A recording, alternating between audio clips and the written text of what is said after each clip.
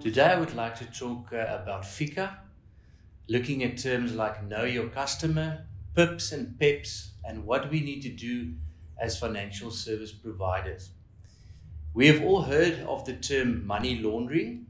This is the process by which money obtained from illegal sources is given the appearance of having come from a legitimate source.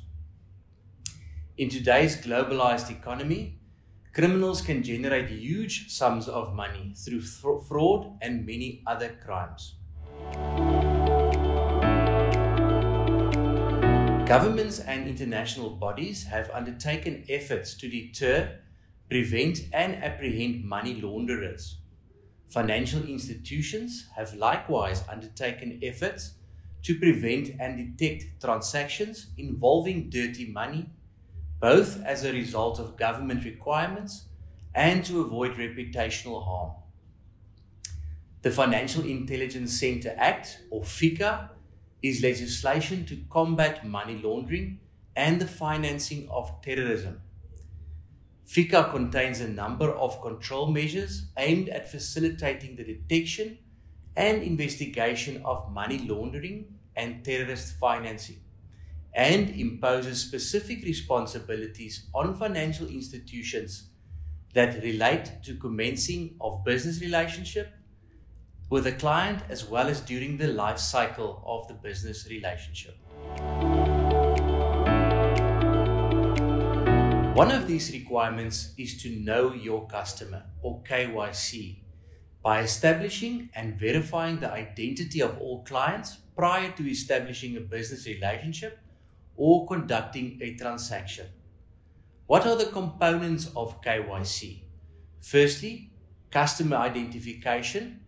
Collect and verify customer information like name, address, date of birth, and identification numbers. Secondly, customer due diligence. Assess the risk profile of your customer by evaluating their background, the nature of the business relationship, and their transaction patterns. Thirdly, ongoing monitoring. Regularly review and update customer information and monitor transactions for unusual or suspicious activity. Next, I would like to talk about politically exposed persons, or PEPs, and prominent influential persons, or PIPs. PIPs are individuals who hold or have held prominent public positions, such as heads of state, senior politicians, military officials, or judges. Due to their influence, PEPs pose a higher risk of involvement in corruption and money laundering activities. PIPs, on the other hand, are individuals with substantial influence over the decision-making processes within companies, where these companies provide goods or services to an organ of state. Identify and flag PEPs and PIPs during the KYC process. Obtain senior management approval for establishing the business relationship.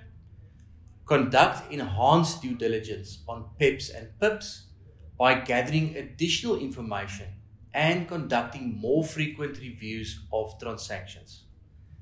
Evaluate the source of wealth and source of funds for PEPs and PIPs. Monitor transactions continuously to detect any unusual or high-risk activities. Lastly, one must remember that the Financial Intelligence Center provides a targeted financial sanction list. It is important for FSPs to scrutinize their clients against this list and to ensure not to proceed with a transaction with any of these listed sanctioned individuals. You can find possible matches on this list via the online search tool on the FIC website. What are the consequences of non-compliance?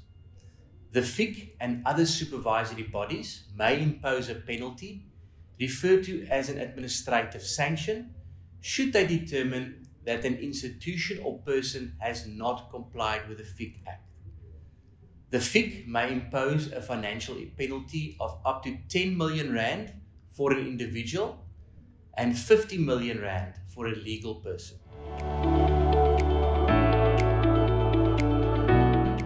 By thoroughly understanding and implementing KYC, PEP and PIP requirements, and searching the TFS list, FSPs can mitigate risks, ensure compliance with legal obligations, and contribute to the overall integrity of the financial system.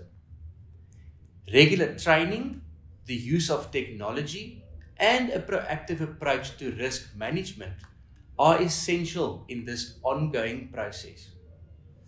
Thank you, and I look forward to speaking to you again next month and bringing you some handy tips and insights on client care and compliance.